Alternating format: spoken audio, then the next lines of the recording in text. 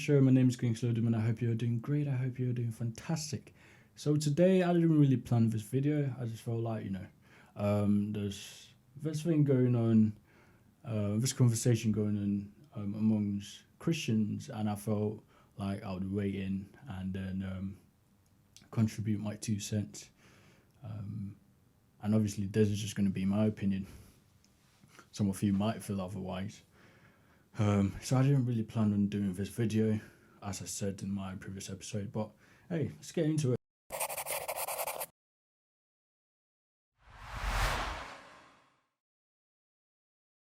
So,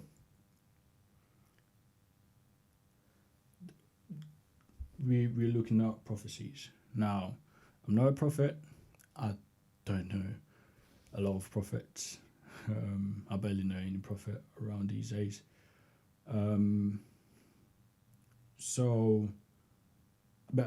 Probably just because I'm more attracted to teachers and preachers. So I'm not a prophet or anything like that. But the issue of prophecy has become a hot topic in the Christian world today because a few months ago a lot of preachers a lot of prophets were prophesying that now former President Mr. Trump or President Trump was going to win the election, and obviously it didn't happen. And so you have a lot of Christians going like, you see, all those people that said that were false prophets and all that, and then the main reason, if not the only reason they give, is that as a prophet you shouldn't get any prophecy. There's no room for error, basically. And I'm not here to defend any prophet, okay? No, as I said, I didn't even know any prophet. I'm just here to talk about the principle for making such judgment. So people were talking about, the fact that, you get it wrong, that's it, you're a false prophet, you need to be called out. And I've watched a few videos, and some men of God that I really respect, I'm not faulting them, not at all. I just feel like there could be a nuanced approach to this. I feel like there's more to it, and not just call everyone up, because I feel, first of all, a lot of people who are doing these videos and commenting and all that, a lot of them don't even know some of these guys. You see the video where they're calling people out, and I watched one video where the guy was like, "Oh, I don't really know this guy, but he said this and it didn't happen. He said that Trump was going to win, he didn't win. Therefore, he's a false prophet." Or I've gone through this guy's videos, and he seems like he talks about like dreams and visions and prophecies, and quote a lot of scriptures talking about how people can easily mislead others by just slapping the name of God on certain statements. And I'm not saying that that's not true. Yes, there are false prophets out there. There are people who want to take your money. There are people who want to play a game on you and, take your money away. And we should absolutely, beware of those people. And I'm in no way saying that there are no false prophets. Please do not take my words out of context. This is my point. My point is, could there be a case that not all of them who got this wrong are false prophets? Could it be? Yeah, it's an honest question. It's not a got you kind of question. It is an honest question. Could it be that there is some sort of explanation to what happened? Okay. It is a different case if you know a so-called prophet who has been deceiving people left, right, center, taking their money, and you know them, you've been following them for quite a while, and you're like, yeah, this guy is a prophet, a false prophet, and amongst those false prophecies, he or she prophesied that Trump was going to win. That one, I'm totally with you on that. Especially if you know the person, you've been following them for quite a long time. I'm with you on that. Although I might not know the details, but then I can understand. Okay, but then to make broad statements and not really, have a more pragmatic approach to the issue, I think we can do better. That's what I'm saying. We can do better. So,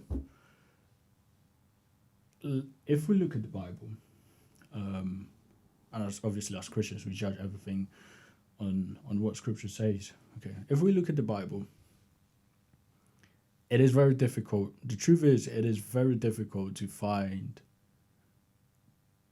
a prophecy which did not come to pass. Okay, and I think in order to address this specific issue, the issue of false prophets, or was it just an error? I think we must ask certain questions. Number one, I think we should ask ourselves that in the Bible, did some true prophets, I'm talking true prophets in the Bible, not false prophets, like, the Isaiahs, Jeremiahs, Samuels, and all these other great men of God. Did some true prophets ever miss the mark? By missing the mark, I mean, did they perceive something that wasn't really God or God speaking? There are cases like that, and it is very rare. But one that sort of stands out is a case of Samuel, where Samuel was instructed by God to go into the house of Jesse. Now, obviously, Samuel was operating in the office of a prophet. And Samuel went to the house of Jesse to anoint the next king after Saul. Got to the house of Jesse, obviously didn't see David. The first person I think that came was Abinadab. Abinadab came and was like, oh yeah, this must surely be the guy. Because Abinadab was, probably good looking, tall. And God told Samuel that this is not the one. Okay. And I want us to pause there for a second. Samuel got it wrong. Samuel allowed his perception of what a king looks like to get the best of him. So I think the next question that follows. Now, obviously, you can read.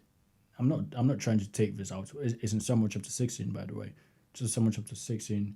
If you read down, you find it. But I'm not trying to take the verse out of context. I don't like doing that. I don't like when preachers do that. But if you read the whole context, you get the full picture. But I'm just trying to focus on the idea that Samuel was misled by his perception of a king. He went to the house, he saw Abinadab and probably the other brothers, and he thought, yeah, he didn't even think about David.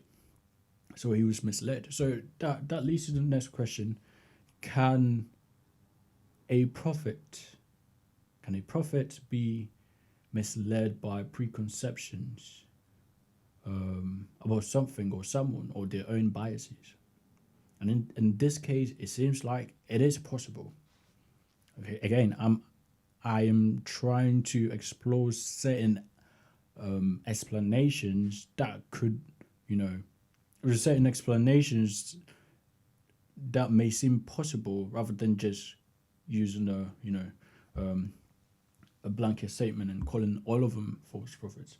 I'm neither calling them all false prophets or true prophets. I'm just trying to explore the standard, because we can use the standard to judge all other prophets, whether it is, the prophet at your church, the prophet, wherever. Okay, so that's what we're trying to do here. So is it possible that prophets can be misled by their own biases?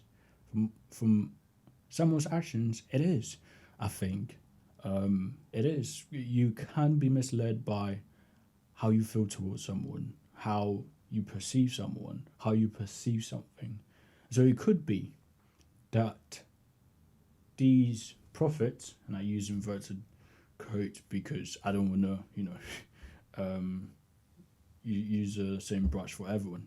It could be that. It could be. I'm not saying it is certainly the case. I'm just saying it could be that these prophets were misled, and because most of them, if not all of them, prophesied in 2016 that Donald Trump was going to be the president, and he was the president.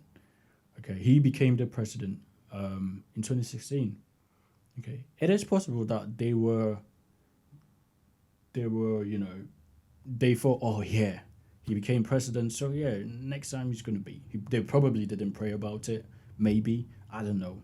Okay, it's just a maybe, and it is funny because a lot of the people who are doing the videos now, I can guarantee you, I mean, I don't know to what extent, but I am pretty sure that if you go back to 2016, yeah, and say you heard a prophet talking about Hillary Clinton becoming the president, yeah, and obviously Hillary Clinton did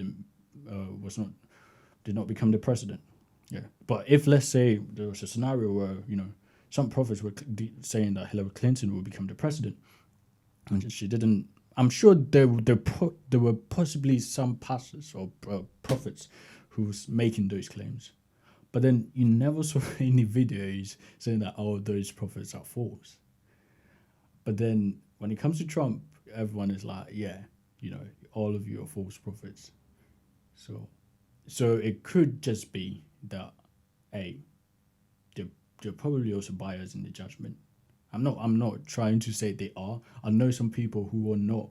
Okay, I know some people who actually voted for Trump, and they make those claims that these guys are false prophets. But it could be for the most part, these people have their own biases and they're not even acknowledging it in the judgment. I'm just saying that is a possibility, but that is just by the way. Okay, that is just by the way. So one of the other explanations could be that these guys or these prophets were misled by their own biases.